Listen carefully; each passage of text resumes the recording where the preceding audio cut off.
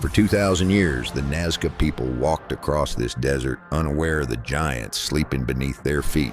To a person standing on the ground, these are just random, shallow trenches in the dirt. But in 1927, when the first commercial pilots flew over southern Peru, they looked down and saw something impossible. A monkey, a spider, a massive hummingbird, drawing so large they can only be seen from the sky. The question isn't just why they made them, but who were they trying to show them to?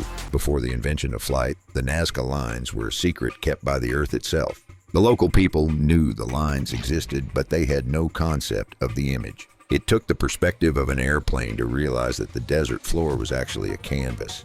This discovery shattered our understanding of ancient history.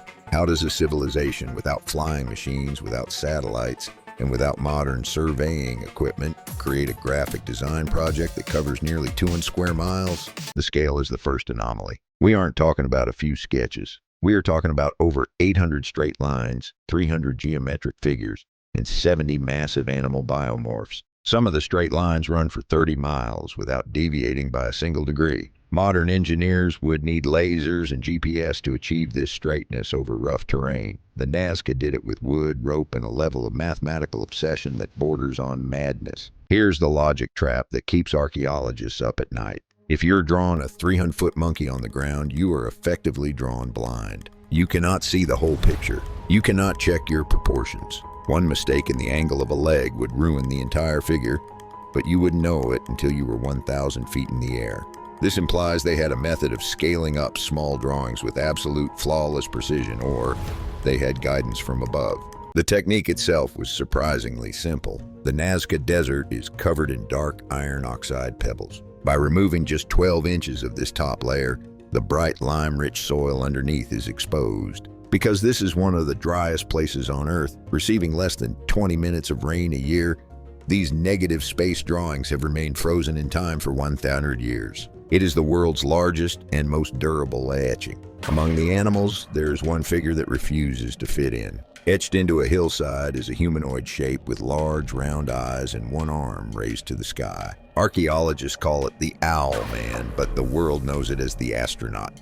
It looks eerily like a figure in a spacesuit waving at the heavens. Is it a depiction of a priest, a god, or a memory of a visitor who came from the clouds? The animals get all the fame, but the geometric shapes are the real mystery. Massive trapezoids and triangles that look exactly like modern airstrips. Some appear to have been flattened artificially, slicing through mountaintops. In the 1960s, author Erich von Däniken famously claimed these were runways for ancient spacecraft. While mainstream science rejects this, the visual similarity is so striking that the ancient alien theory refuses to die. The spider geoglyph contains a hidden clue that is almost impossible to explain. It depicts a specific genus of spider, the Ricinidae, which lives in the Amazon rainforest hundreds of miles away. More terrifyingly, the drawing correctly depicts the spider's reproductive organ on the end of its leg, a detail so small it can only be seen with a microscope. How did the Nazca know this? Did they have lenses, or did they have knowledge that shouldn't have existed in 500 AD?